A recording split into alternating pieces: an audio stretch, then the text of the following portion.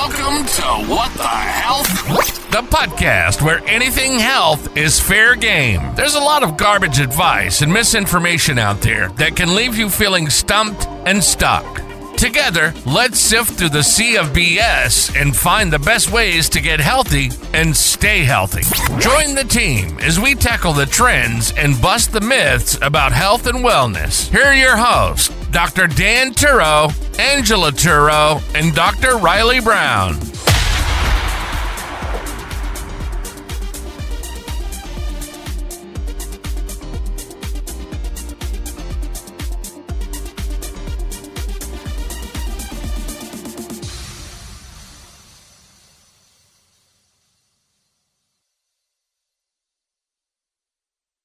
And welcome to another episode of What the Health. I am Dr. Dan here with my co-host, Dr. Riley.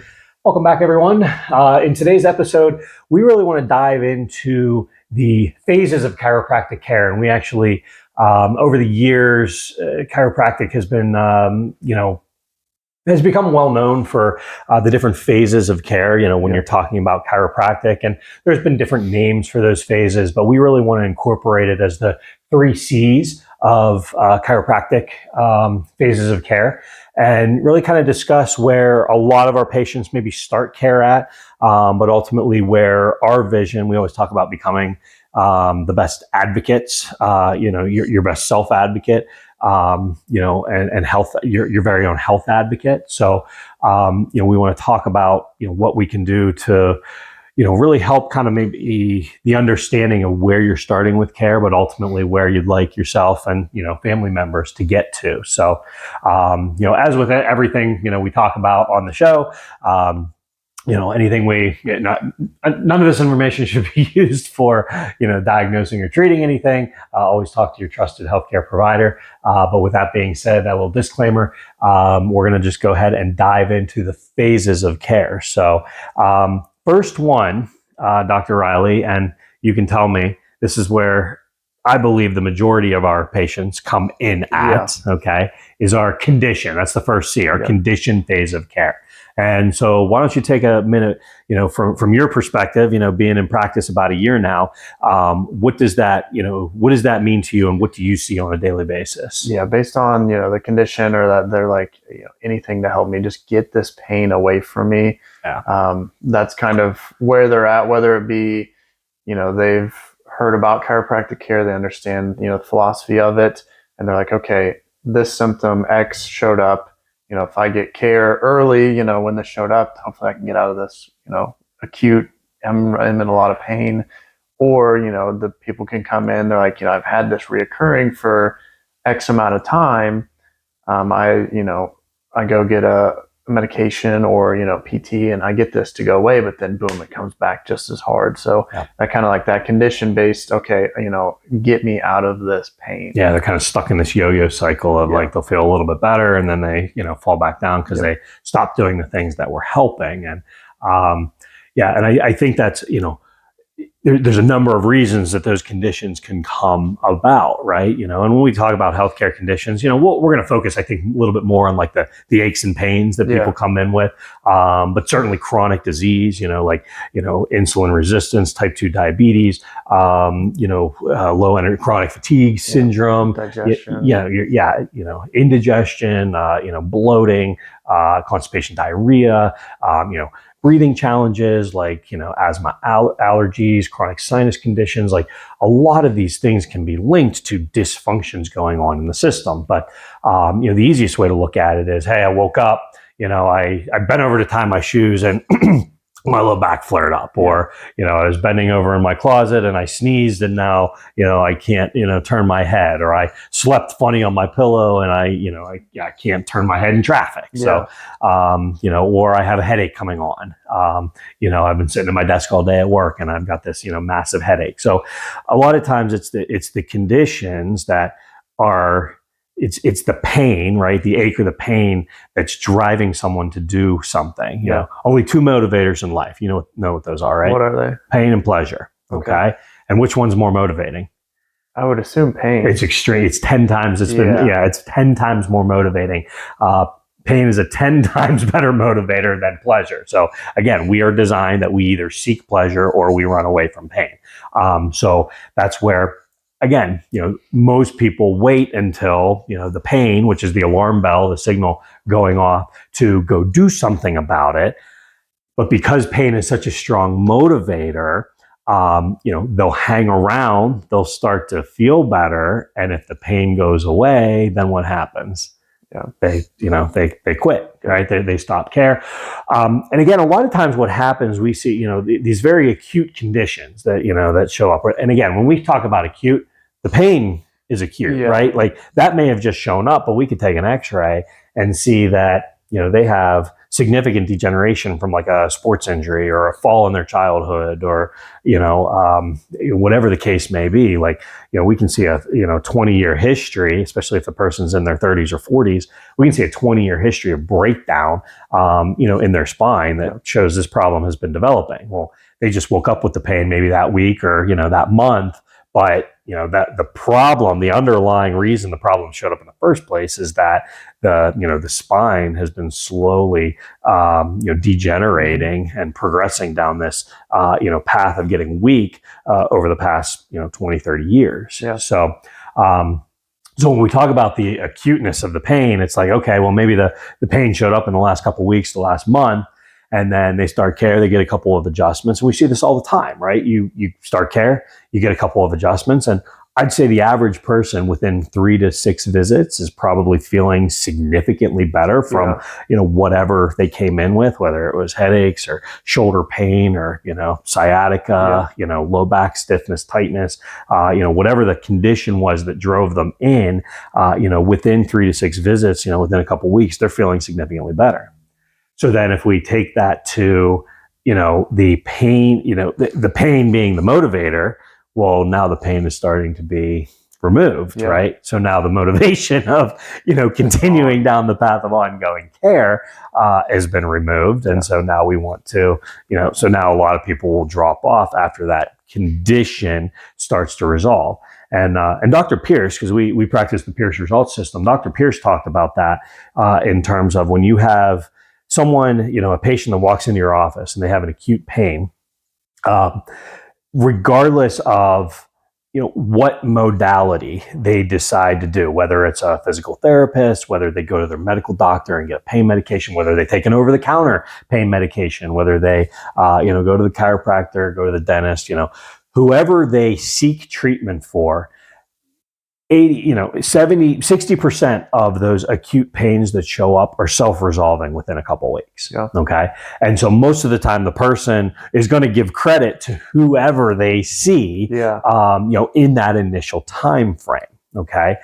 But then what we were talking about right before we jumped on, what happens is, and you actually mentioned it right at the beginning, is this cycle, right? Because if they stop the care or the intervention or whatever they're doing, and you're not getting to the underlying issue, what happens?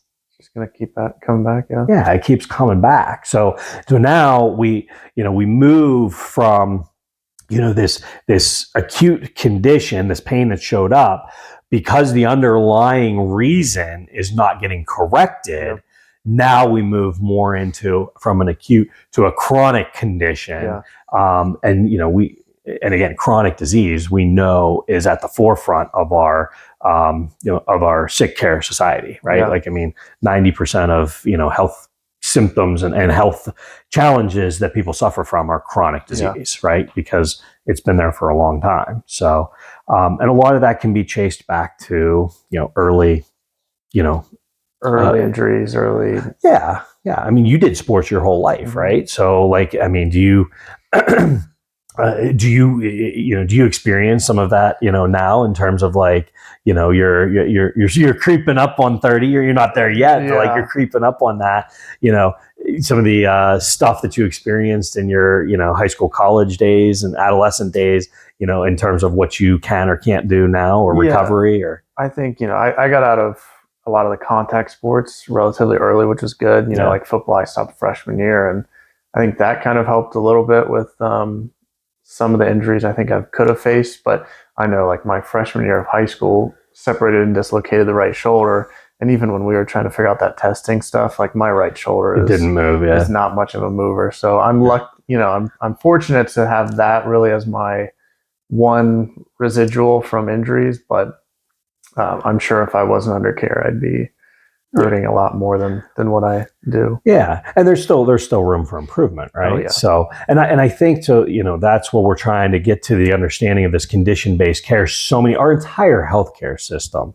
We always talk about sick care, right? The sick care disease system. Our entire system is built around pain and feeling. How are you feeling? And if you're not feeling optimally, well, that's when there's a problem. Yeah. And if you are feeling okay, then you're probably okay. You're probably good, right? Yeah.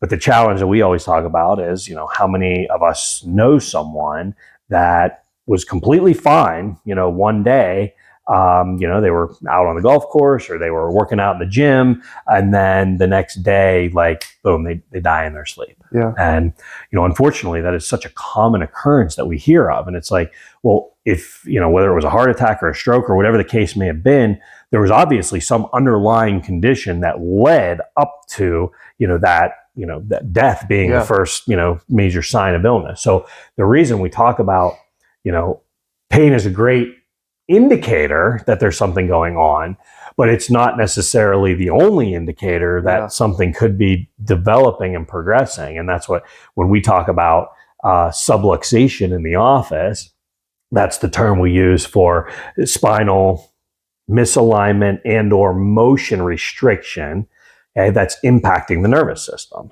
So if you have a spinal subluxation, a lot of times, especially if they happen in childhood, there's no pain associated with it. Mm-hmm. But now you move from a subluxation that maybe happened from a slip or a fall, when they're learning how to walk or crawl, fall off of a bike or, down a step, or, they're sitting in their car seat funny and they fall asleep like this for, 3 hours in a car trip. Yep. You have all of these things in childhood that could lead to a spinal subluxation. No pain associated with it. But now their spine, if you don't take that child to the chiropractor, now their spine develops with this subluxation and it starts to mature with this subluxation. So now this acute subluxation that could have been corrected relatively easily in childhood, now the body starts accepting it as a chronic long-term compensation. Yeah. So, now you move into from an acute ailment or ache or pain to more of a chronic, condition. And like you said before, it's like, it's much more than just, your aches, your pains, your headaches or, tingling and numbness. This has to do with internal body function, your breathing, your digestion, your immune system, your muscle recovery. All of that is interconnected to your nervous system.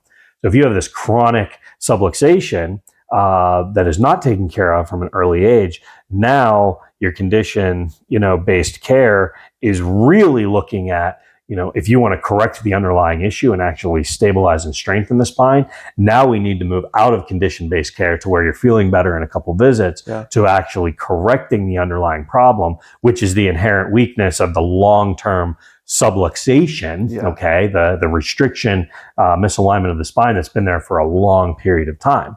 And as you see, right, the longer it's been there, does it take longer or shorter to correct? Way longer. Yeah. So the longer it's there, then the harder it is to correct long term. This is why we're such advocates, right, for seeing kids.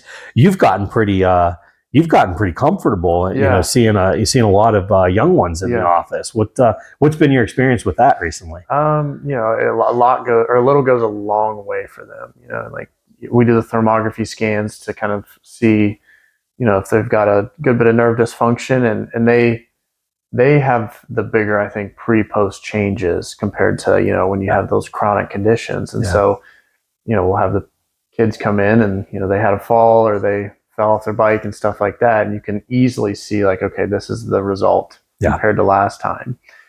So you get that adjusted and, they're pretty good within one or two adjustments, which is, it's nice. It's rewarding too, because chasing that for X amount of time like you would with a chronic condition. And that's such a good point. So just like, where adults can be a lot slower to move from condition-based care to actually correcting the problem, kids very quickly can, again, they don't necessarily have an ache or a pain that they're suffering with, but their parents are bringing them in because their parents have seen the effects of, the positive effects of them getting adjusted. So now they bring kids in.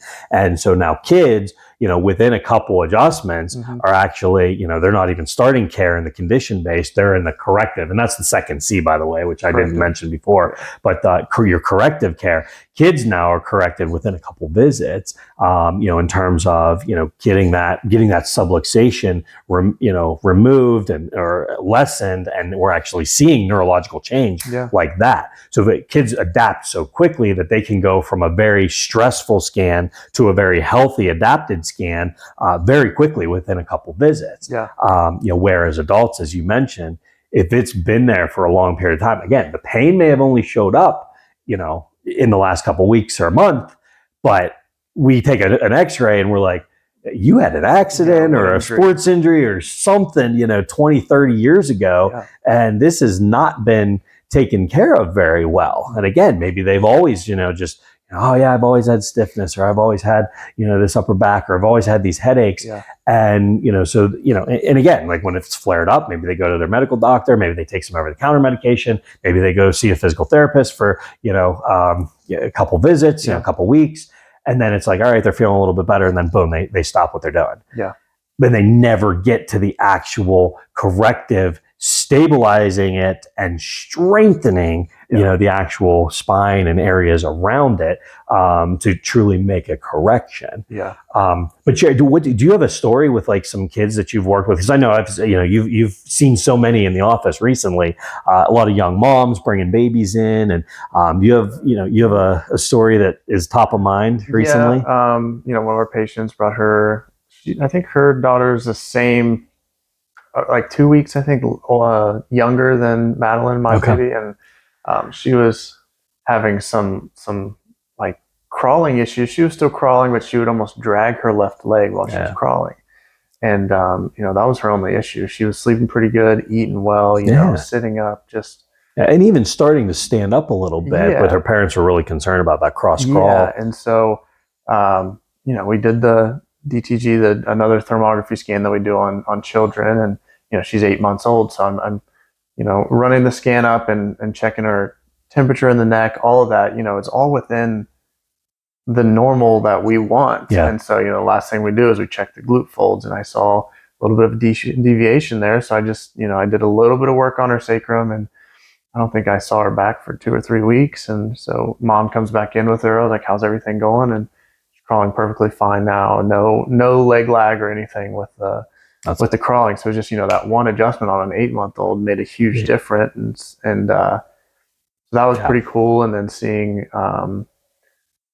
another kid. Let's pause that for a second. I know Dr. Riley gets a little excited sometimes, but seriously, like because think about that. So if you're not, if you're not developing that cross crawl, we talk about not just from a muscular strengthening standpoint and development from a musculoskeletal standpoint, but also neurologically, that cross crawl motion, from arms and legs, to then hopefully getting beyond that into the walking, the bipedal walking, left right. That stimulation is integral to healthy brain function. And so let's assume that wasn't corrected. Okay. So let's go down the path of, that leg wasn't corrected. And again, it was a tailbone. You said it was a sacral deviation. And something we see very, very commonly in kids, because even when they start to sit up, if they start to like lean one way, or again, they stand up, they pull themselves up and then fall flat on their butt. Well, it's like the tailbone in a triangle. If it hits a little bit one way or another, you can literally knock it, out of alignment, and then the muscles all seize up. So not only do you have a misalignment, but now a motion restriction at that tailbone, which should be pretty mobile, as a young infant, going into a young toddler phase. So let's say that that wasn't corrected and that leg continued to stay restricted. And, the child, again, our bodies have the incredible ability to adapt. But now they start crawling and the one leg is just dragging behind, and they never fully develop that musculature of that leg, at least not symmetrically left to right. And that's also impacting healthy neurological function, and messages, coming back to the brain and then back out. There's a concept called garbage in, garbage out, right? That's, when you have imbalances of the information being up to the brain, then our output in terms of muscular, reflexes and postural reflexes are very poor. So then you're more injury prone. So if that wasn't corrected, now you could have a child who, going from 1 year, and maybe they, because again, they could do all this without having any aches or pains, but maybe there's just a little bit of a rotation in or out. But now, they hit 20, 25, 22 years old. And now all of a sudden, because there's this torque or twist or tilt in this tailbone, which has a ton of neurological connection to, reproductive organs in that area, nerves going down the legs, maybe they're, in their early 20s, now they're developing significant, like menstrual dysfunction. Maybe that young woman is starting to look at, raising a family, and now spouse and her and her spouse are having difficulties mentally, emotionally from the impacts of menstrual dysfunction. And again, I understand this is a story of just like a potential story, but we see that all the time where it's like patients come in their 20s or 30s and we can relate back to a possible, difficult birth. Maybe their mom had a difficult birth, and so their leg was tucked funny, in the birth canal, and maybe they were a breech birth. Maybe they, there was a lot of force on the head and the neck, in the birth process. And again, we talk about everything that happens after that. So again, we're just giving you the potential, but your correction of that and that leg starting to move has an astronomical exponential ability to allow that baby to develop extremely healthfully.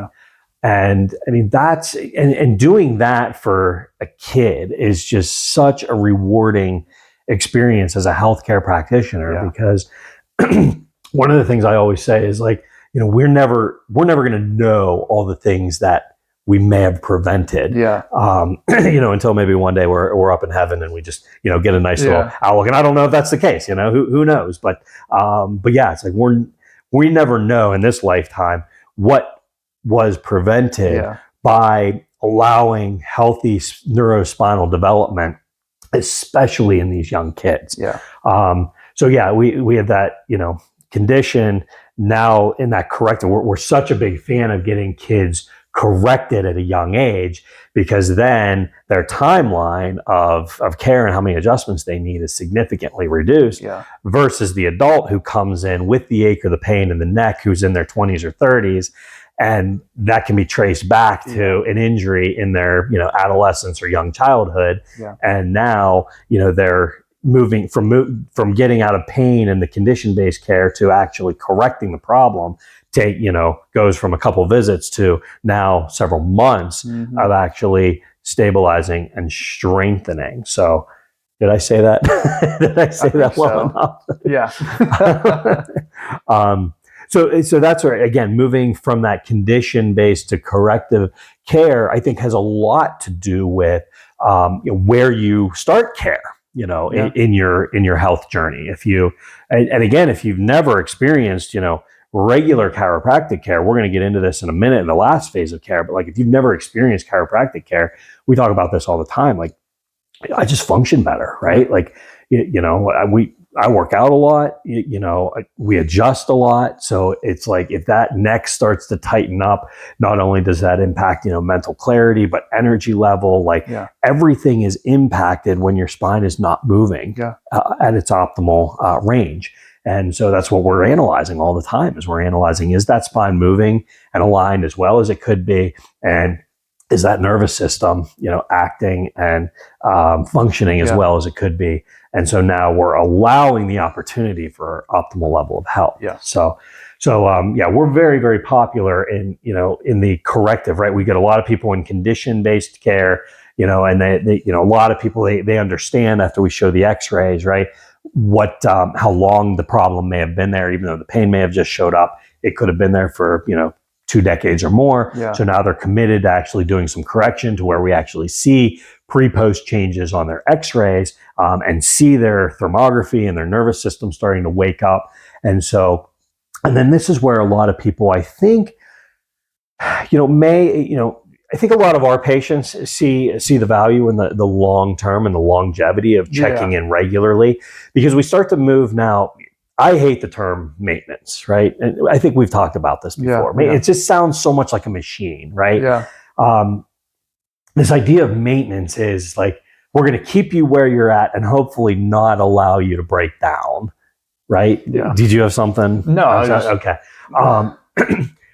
This idea that like, you're as good as you're going to get, and we want to prevent it from backsliding or breaking down, which again, kind of, to me, puts the glass ceiling on you have a marker that you want to stay at. Yeah. And again, and that marker is the ceiling, meaning you can only go down from there. Exactly. And I hate that understanding, because that means like, even as we age, people are like, oh, they're golden, or their peak years, right? Mm-hmm. And it's like, oh, it's all downhill after, 25, 30. I hear people in their 30s say like, oh, I must just be getting older. And it's like, oh my gosh. Like, that just drives me crazy. Like, as I'm approaching, I've got a couple months left in my 30s. But it's like, as I approach, like there are days when I'm like, oh yeah, I'm feeling it. But like, I'd say more often than not, I'm like, I'm getting stronger. My mental health and my emotional health is getting stronger. And I'm just so excited to be able to help and bring that to other people. Yeah. And that's where we move, I think, beyond that corrective care and beyond maintenance, because I actually think maintenance, a lot of chiropractors, they say, oh, maintenance wellness, and like that's their final phase. Yeah. But I actually think maintenance is more in the corrective phase, because once you've corrected it, right, you want to do everything you can to maintain the correction. Yeah. And you don't want it to slip back. And we talk about, giving people, strategies and exercises not to recreate the problem that they came in with. But I think that's still part of the correction phase, because you make the correction, and then you want to keep that correction as long as possible. Yeah. But where I think we missed the boat is the final C. I think a lot of people, I think we're dedicated to it. We see a lot of family members and, individuals and families who love this idea of conscious care.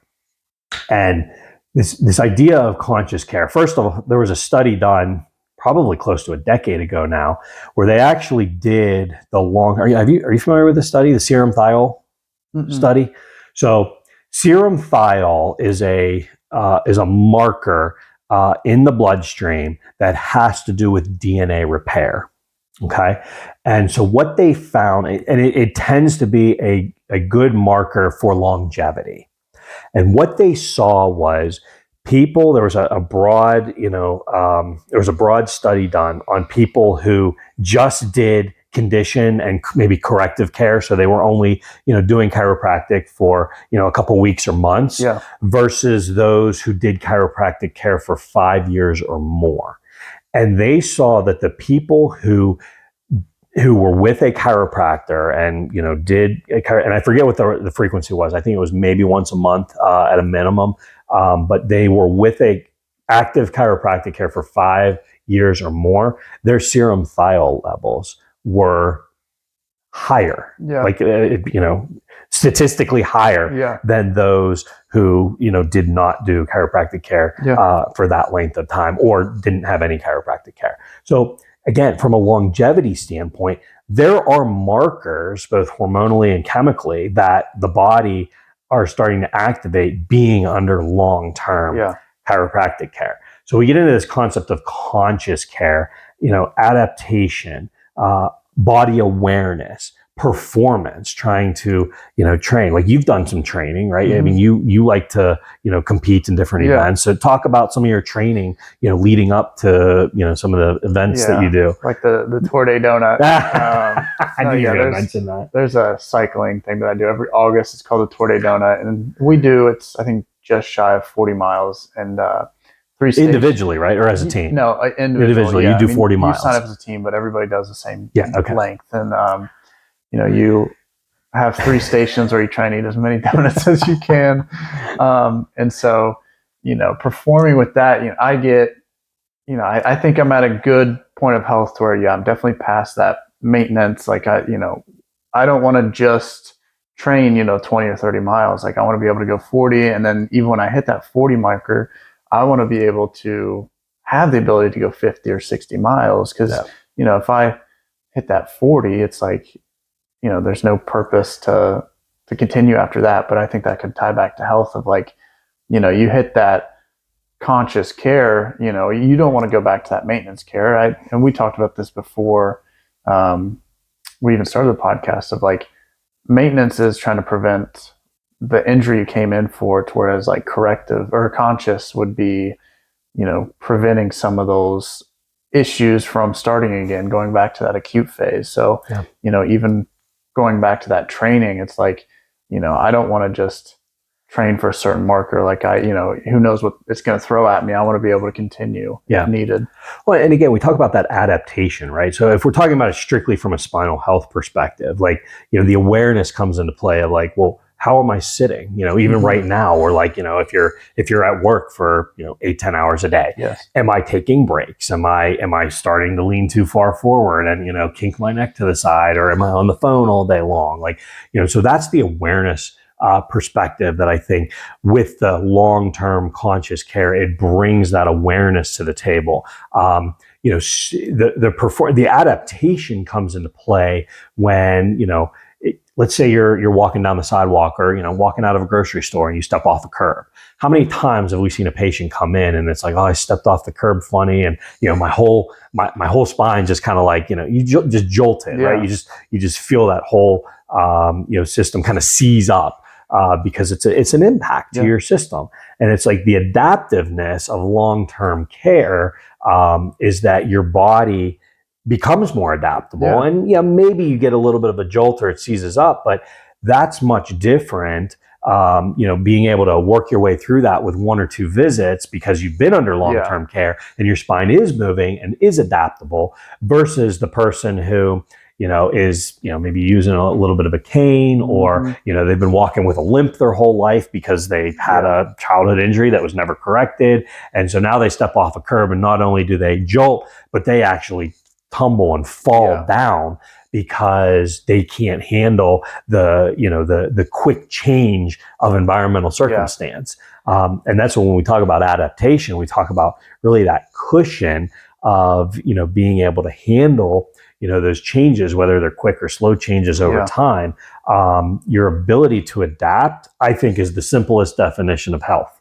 Okay. Healing is adaptation, right? We start walking upstairs, our heart rate goes up. We go outside on a cold day, start to shiver a little bit. We eat something, eat a donut, cycle the donut, and man, that blood sugar goes up. But then the insulin comes out, and hopefully you're not insulin resistant and type 2 diabetes, and now the blood sugar comes back down. And all of that is regulated automatically through our nervous system. And the better our nervous system can function, then the better our adaptation is, and the healthier we are. It's the same thing with like, and that's just, those examples are physical health. Like, think about it from like a mental, emotional health. Let's say that a family member dies. We recently had a very close family member who passed away. And, I consider myself to have a pretty strong mental, emotional health because I do a lot of things to encourage and support that, so that when you do have the tragedy in your life, which no one's going to get out of life without tragedy, right? It's, we will suffer in this lifetime. No one's getting out without suffering. But it's how you respond to that. So if you have that strong mental, emotional fortitude, then you get hit with, a really, tough diagnosis. We just had patients that came in and, had a really difficult Alzheimer's diagnosis from a spouse. Your family member dies. Child leaving, going out of the house and, growing up. I mean, it's, I don't want to say that's suffering or tragedy, but that's a massive change in your life. And the more mentally emotional fortitude that you have, the more ability you have to adapt from one circumstance to the next. Financially, it's the same thing. The person who is, a very wealthy, millionaire and has a lot of cash reserve, they could have a, really bad month in the stock market, or a really bad, month, or maybe even lose their job and be okay, for, several months, because they talk about one of the best things to do from a financial wellness perspective is to have that 3 to 6 months of, living savings, in an account, so that if anything ever major happens, you have that wherewithal versus the person who lives paycheck to paycheck. They lose a job, they could be getting evicted in 2 months, So that's again, a financial adaptation. Yeah. And so all of this wraps around to the more adaptability that you have, the healthier you are in every area of your life. And that's where, I think the consciousness, the conscious care, the more adaptable you are, especially from a neurological perspective, the better ability you are able to perform. We talk about perform in life in general, whether it's being a good colleague, your wife is a nurse, being a good employee, being a good spouse, being a good parent, being a good teacher, whether you are in fact a trained teacher or you're just a teacher of, people in your neighborhood, your community. Like, we're all teachers, we're all students, and we're all teachers in some way. So the better ability you are able to show up for your life every day. And that's the conscious level of care that, again, that ongoing, adjustment and checking in and making sure that nervous system is, consciously and creatively adapting, that we have the ability to, really, like we talk about, get healthy and stay healthy for that lifetime. So I talked a lot. Did you have anything else to add to that? I apologize. No, you're fine. It's a good, like you said, teaching and learning. It's learning for me too, but like the conscious, I think that's a great word for that final little bit of care that people should be under, is like, they should be thinking, they should be conscious about what they're doing and how that could affect future them. So it's like, I had this night partying, or I didn't feel like I recovered well from a harder exercise. It's like, okay, how is this affecting me? What's going on? Like, I should probably get checked and see how, my adaptability is altered and stuff like that. Or, just being conscious of, okay, if I do X, how is that going to affect me later? Yeah. So I think that's a great name for it. Yeah. And predictive too, right? You become, we talked about that at a meeting last week, right? Your ability, and that it goes hand in hand with awareness, but like, the more aware you are, the more you're able to predict what is the outcome. Yeah. And, so it's like, I'm going to go out and have a couple drinks with some friends tonight. So if I wake up and feel a little dehydrated or, a little bit of a headache, it's like, I know why, so you're not rushing then, again, people who are stuck in that condition-based care, and it's like, oh, I have a headache. And, maybe they're aware enough that it's like, I had a couple of drinks, but like, what do? They reach to the medication to mask that headache. And again, one medication, in a day, no big deal. Yeah. One medication, or two medications, or, 3 or 4 pills a day for a year, for 5 years, for a decade. Now you're starting to see the toxic effects of masking, your body's, adaptation and, and prediction and performance. So, so again, we're all about enhancing that performance through better neurological function. And we do that by way of helping the spine move and align better. So, So hopefully that was helpful. If you're ever, not sure of like what phase of care you're in to our current patients, or, if you've tried chiropractic before, but it's been very conditionally based, maybe you're looking for a chiropractor, whether it's, with us or, with someone in your area, if you're listening to us outside the greater Pittsburgh area, but, maybe trying to find a chiropractor that does more of a corrective approach and beyond to really help you dial in, a healthier life.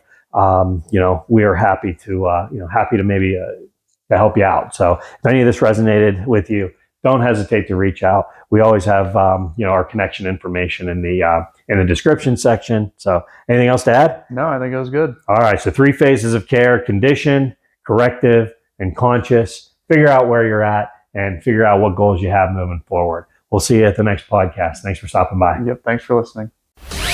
You've been listening to another episode of What the Health?